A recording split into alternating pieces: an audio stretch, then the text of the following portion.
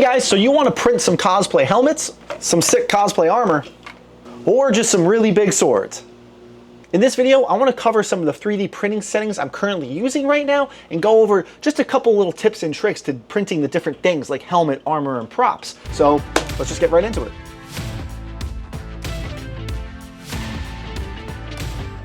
Hey guys, welcome back to the channel. My name is Frank, and today we're going over just some of my current 3D printer settings. A lot has changed since I made my last video, and obviously I try to put as many settings as I can in the build tutorials and all of those types of videos, but I want one consolidated video where I'm just going over the different settings and things I'm looking for in the different slicing programs and what I'm actually changing and tweaking depending on if it's a helmet, if it's an armor piece, if it's a big giant sword you're going to carry around, or even small props you can just carry by hand. So for this video, we're going to be using Bamboo Studios or Bamboo Slicer. I know I used to use Orca Slicer. They're literally the same thing. And a lot of other companies like Creality and Elegoo, their new slicing software are just reskins. They're all the same thing. They might have minor tweaks or adjustments based on versions and personal preference. And usually the newest printers, like in this case, the Elegoo Centauri Carbon, I was only able to use Elegoo Slicer when it first came out. But Bamboo Studio is starting to update more things, and you have access to more printers that aren't Bamboo in it.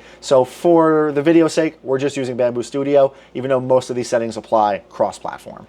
As you can see here, there's just a variety of printers in Bamboo Studio. Still no Centauri Carbon. I'm sure it'll be added, but there's Elegoo, there's Creality, there's Chitty. There's a lot of options. And just like any slicing program, once you select your printer, once you switch over your build plate, you can go and then swap out your nozzles. You can change your build plates. You can change the type of filament you're using. And most importantly, you can change your print profiles and quality. The print profiles that come preloaded nowadays, I'd say they're 99% there. If there's some weird tweaks you might need to make, that's going to be use case specific. But most of the time, I just select the quality, I select the filament I'm using, and more often than not, it prints. If I have a print failure, it's usually because of bed adhesion and maybe I didn't clean the bed good enough. Now, before we get into the specific parts that we're going to be looking at and explaining, I just want to point out some things in the slicing software that I am looking at and tweaking depending if I want speed, quality, strength, and just other things you should keep an eye on if just like you should know about them, I think.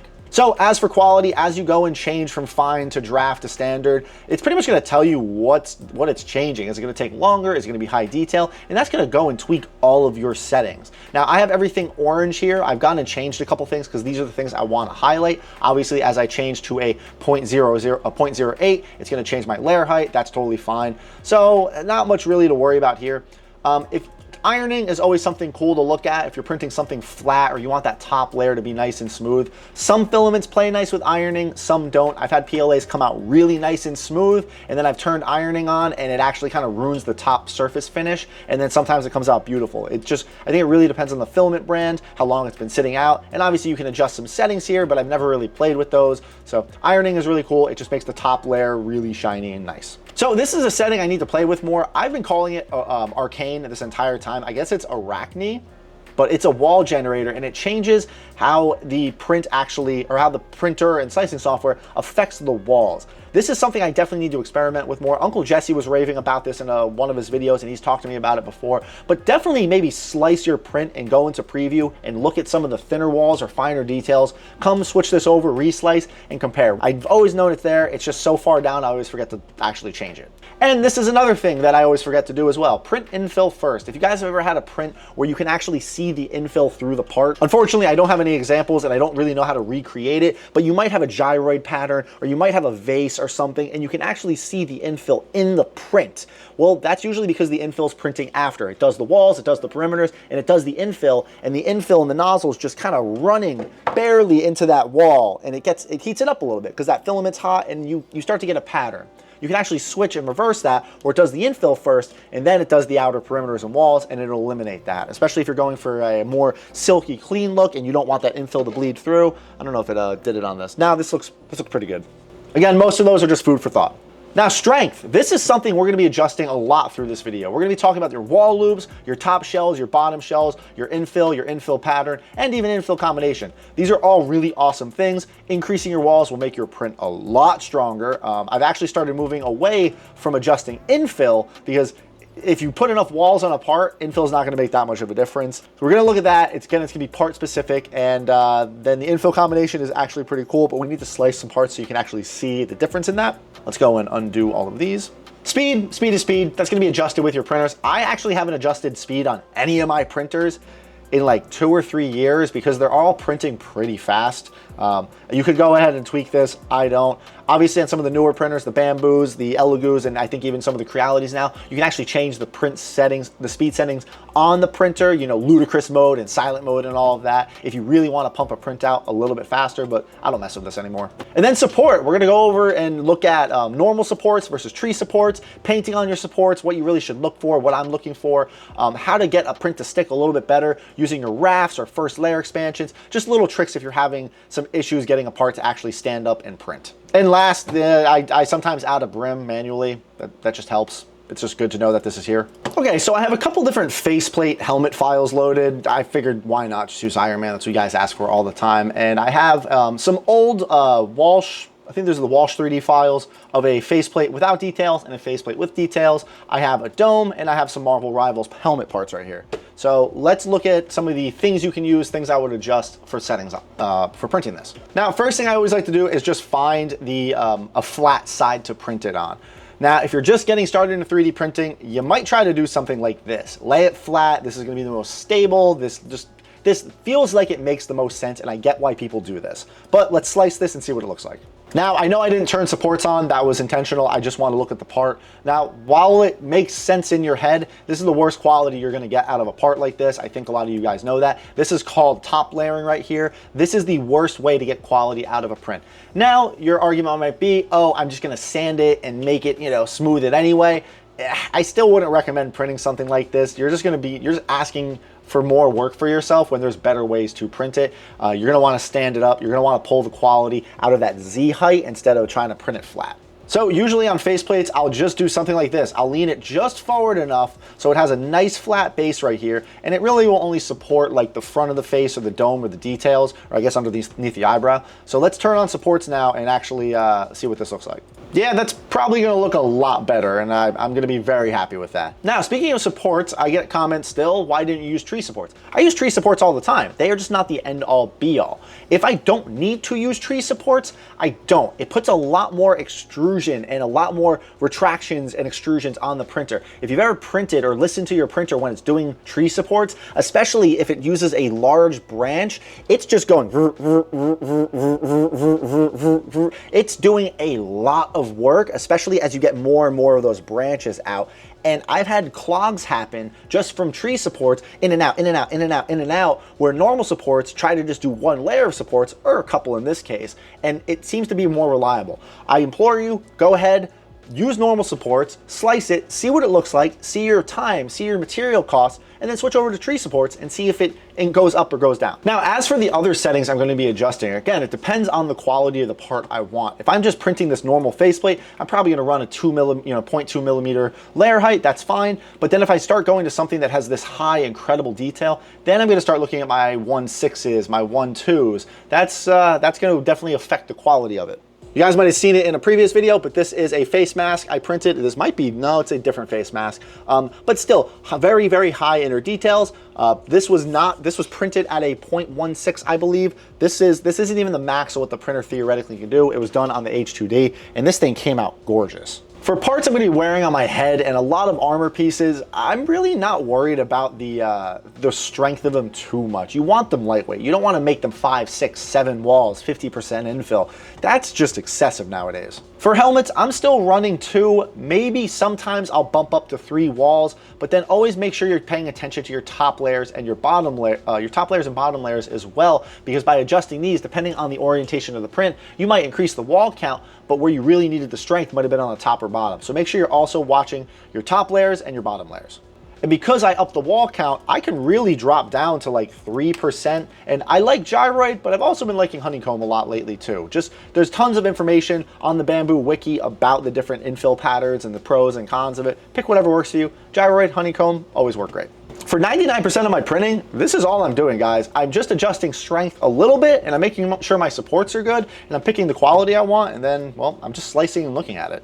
Now looking at the domes, this would be a little bit different. I would approach these differently because I know I'm going to be post-processing, or if I'm planning on sanding and painting and post-processing, I'm probably just gonna still flip this dome over 180 degrees, and this will eat up so much less support on the printer itself than having to support the whole inside versus this Rivals helmet that does have all this detail on the back of it. So this is where I'm gonna look for some type of flat surface. And when I actually did print this for the video, I was printing it a little bit closer like this. This way it still fits inside the printer, but I'm still preserving all of that detail. It's not using a bunch of supports on the inside and can still get the quality out of it. So this Mark 85 dome really isn't using anything, and there will be some cleanup and post-processing where there is that support patch, but I'm okay with that. I can blast it with a power sander, I can smooth it, Bondo, glazing putty, whatever. I'm all right with that, and it's stable. As for the Rivals helmet, yeah, this is gonna print pretty much just as good. And now having printed a couple of them, looking here at the helmet, I went and glued this part on, don't worry about that.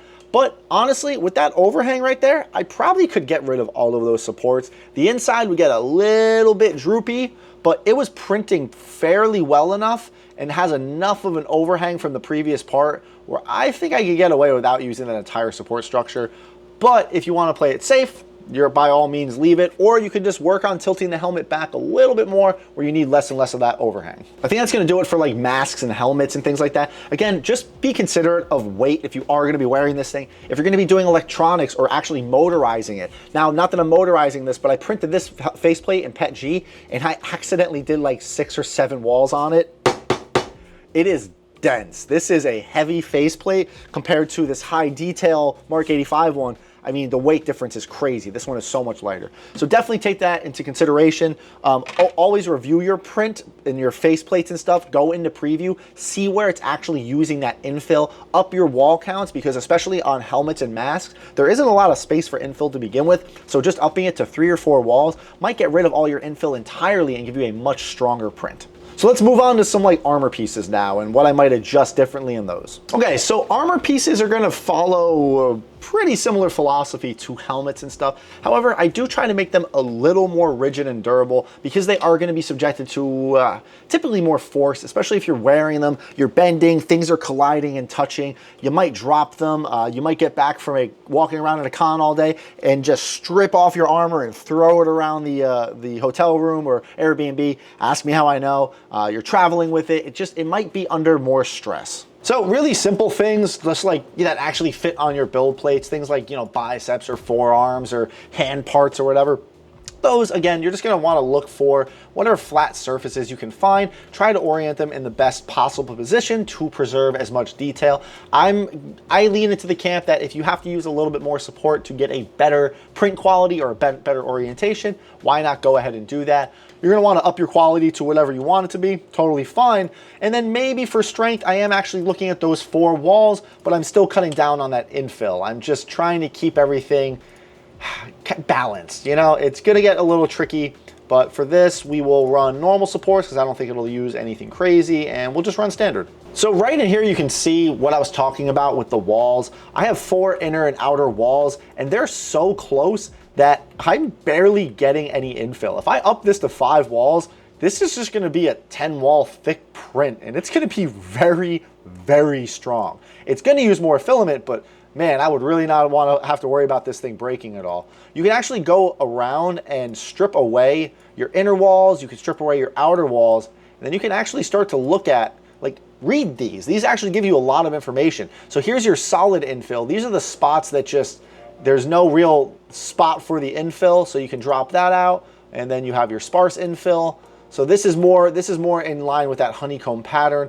There's not a lot of it at all. So adjusting from, what did I even have this at? 5%? Adjusting from 5% to 10%, it's really not gonna make that much of a difference at all. And parts that are just gonna kind of drape on you, shoulder pieces, little ornaments or accoutrements, then, go back to those 2 or 3, a lighter amount of infill. If they're not gonna be taking up a lot of weight, save the weight where you can, and this will definitely help. Now, obviously, we're gonna start running into parts eventually that just don't fit on the printer, and settings don't have too much to do with this, but I do wanna show you the cut feature and just familiarize you guys with just things that you might not have known about it. So in terms of this chest plate right here, let's orient this back to a normal position. And you can cut it up however you want. I always try to cut along a spot that has the least amount of detail. This way, when I go and fuse everything back together, weld it back together, glue it, sand, smooth, I'm doing the least amount of work, and I'm not just trying to burn through some details. You can actually go ahead and just, keep the orientation. If it's a perfect cut, if it's a, a symmetrical part, you really only need one of the sides, and then you can just perform the cut and arrange it however you need to. Now, as for bigger parts, this is something I've just recently started doing, and you can actually, you might have noticed up here, you can switch this to something called dovetail, and I'll show you more on the big swords and props, but you can go and actually add this nice puzzle piece sized cut into the print itself, and you can play with this, you can adjust it, you can drag it left and right, up and down, wherever you see fit.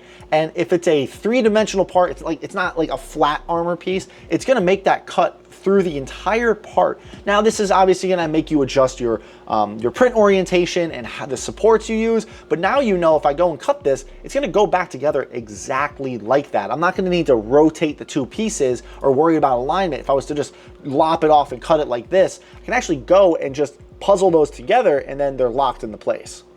You can get really creative with these dovetail cuts, and you can even do them at a little bit of an angle to try to avoid going through any detail. So I might be able to move it just about here, make it a little bit wider.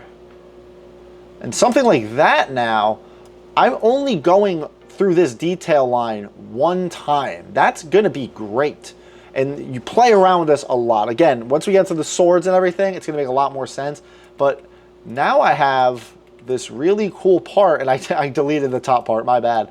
But obviously I would need to cut it more to fit on a smaller printer like the Bamboos. If I have a larger printer, that's great. But definitely play around with this, because now I know once I print both those parts and slot them together, they're gonna be perfect. I know there really wasn't much to the armor pieces because they really follow the same philosophy in my head as the helmet. I'm trying to print them as light but as strong as possible, and just think about what they're going to be subjected to. Are they just going to be sitting pretty on a shelf? Maybe you can save some filament, increase the print quality. This way you have to do less post-processing. Or are they going to be really getting abused? So maybe up your wall count and try to make them as strong as possible. But what is going to get a little bit of a different approach are the large swords and, just big props you might have to carry around. So let's take a look at that. So now moving into things like props and swords and daggers and whatever. Basically anything that's not armor. Not much is going to change for the smaller things. I mean, this doesn't need to be super strong and reinforced. It's just, I think I printed this with 3 or 4 walls, light infill, and I just tried to get the most quality out of it as I possibly could. And then you have things like normal size swords, where most of the weight is in the handle. I can make the handle really as heavy and dense as I want, and I want to print the blade nice and light because I don't want it wobbling around too much and risking breaking. Now, I was fortunate enough to have a printer that I could one-shot this blade, but I want to explain to you guys the difference of printing straight up and down and laying something flat. While I was actually setting up for this video, I grabbed a part that I was going to intentionally break on camera, and I was just tapping it on my desk, and it just broke. This is a handle, and this has 4 walls? 4 walls. This has a 4-wall perimeter inside of it. Focus, focus. There you go. You can see 4 walls in there. Now it does have a hole down the middle for a metal rod, but this is still the weakest way to print something. But that doesn't mean you can't get strength out of printing up and down. This was just a test print on a K1 Max I recently did, and whew, that is only 4 walls, and I can't break that. Wow. JK, that was just 3 walls. That was way stronger than I thought it was going to be. Bravo. Now, this is something that might change depending on the literal brand of filament you're using. If you're using I historically really like my Sunloos. They've always printed really strong. They've always felt more dense to me than some other filaments, like Polymaker, eSun. Sunloo just seems to print stronger. Where things like silk filaments are notoriously weak, so I wouldn't really use them for props or structure. They're so much easier to break, even at the exact same set, like walls and counts. The layer adhesion on them just isn't great. I can sit here all day and just rip this apart. Where actual normal PLA is gonna be a lot more tough, and it's gonna flex a little and give a, oh God, I don't wanna hurt my finger. Ah! A little bit stronger. This is a part to a project I never finished. It was a screen accurate Stormbreaker, and I was printing it for somebody, and they were going to be swinging it around for a short film. This is, I believe, 10 or 12 walls thick. It is one of the strongest props I have ever printed. I you can't even imagine how I would go about breaking this. It is so incredibly strong. All the parts on it were. This has, like I said, I believe about 10 walls, 10 tops, 10 bottoms, and a spot for a metal rod, but it's heavy. So instead of printing something up and down, for strength, you want to lay it down flat like this. This way your layers, instead of being built up and stacked, go all the way through the part. And that's going to make that part a lot more rigid. This is actually for an upcoming project. This is the 1000 Sunny from One Piece. It's a whole model kit. It is really, really cool. Some of you guys might have seen this from a previous video, and like, I'm excited to put it together. Anyway, where you can lay something down, but you are going to sacrifice quality. You're going to see a lot of that top layering right there. So it's not going to be the nicest looking part, but it is going to be significantly stronger. Even this little part right here was printed laying flat, and it's just actually going to heat up and bend before it ever breaks. There you go. That's the exact same philosophy I had to apply to the handle of this sword. And we're going to look at the 3D files for this.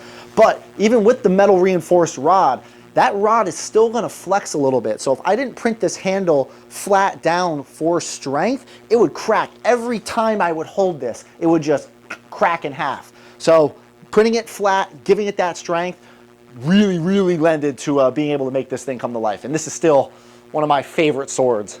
It's sick. Okay, so for this, I'm actually going to be using that very sword I showed, just the 3D files of it. Now again, that cool little dovetail cut feature is just invaluable. Now the reason I'm not usually using it on a lot of my props is because I'm PLA welding the parts together anyway. I'm making them really nice and secure as it is, so it doesn't really matter for me for that extra security. Everything's getting melted together either. However, these dovetail cuts do help you align things better. You know they're going to be there, and then maybe you aren't painting it. Maybe you're printing them in the color you want it to be in. They lock together like a puzzle piece, and then you don't even have to glue anything. It's a pretty good fit. You can adjust a lot with it. The depth, the width, the tolerances. If you know your print usually over extrudes a little bit, you can adjust that too. It's a pretty neat feature, so definitely play around with it. I've gone and cut the handle in half because obviously it's too tall to fit on, well, most printers. And without adjusting any settings, I'm just going to go and slice these in both orientations. One standing up to show you the layers and just how much little, connection there is there, and then the long layers on the one that's flat. So just looking at the cross section of it, you can see there's the 3 layers, or what is it? Oh, sorry, two